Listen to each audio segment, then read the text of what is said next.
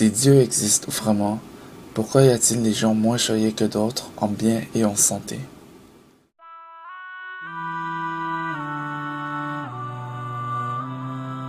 En fait, toute chose est une grâce de Dieu.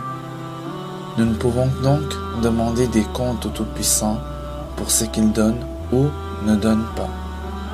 Rappelons-nous que Dieu ne nous a pas créés comme un simple élément sans vie, ni comme une plante ou un animal, mais plutôt comme un être humain complet, un être humain avec des vécus, des expériences de vie, des sentiments et des différences. Tout comme il existe des gens plus riches et plus sains que nous, il y en a d'autres qui sont plus pauvres et plus malades que nous. Supposons qu'une personne riche donne respectivement à 3 pauvres un appartement, une grande maison et un palais. La personne qui reçoit un appartement a-t-elle le droit de se plaindre auprès du généreux donateur de ne pas lui avoir donné la grande maison ou le palais? Bien sûr que non.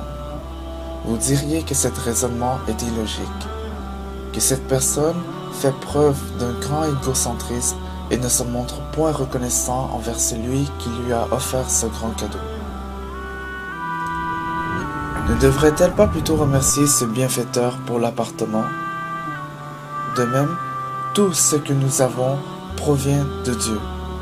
Donc, que nous soyons riches ou pauvres, sains ou infirmes, en bonne santé ou malades, nous devons toujours rendre grâce à Dieu. En effet, le croyant est conscient que tout ce qui l'entoure et ce qu'il a fait quotidiennement ne sont que des épreuves venant de la part de son Créateur. Une personne peut être parfois, dans sa vie, éprouvée à travers du pouvoir et de la richesse, comme une autre par l'injustice et l'oppression, ou même la cécité et la surdité. Le mal répandu entre nous n'est causé que par la main de l'homme. Cependant, rien n'arrive dans ce monde sans la volonté de Dieu. Est-ce que cela veut dire que Dieu veut le mal pour nous? Bien sûr que non. Mais derrière chaque chose qu'il arrive dans ce monde, il y a une sagesse que parfois l'être humain ne peut concevoir. Sachez que rien n'échappe à Dieu, car il est au courant de tout. Dieu, Allah, il est le sage, le témoin, l'omniscient. Et c'est vers lui que nous retournerons tous.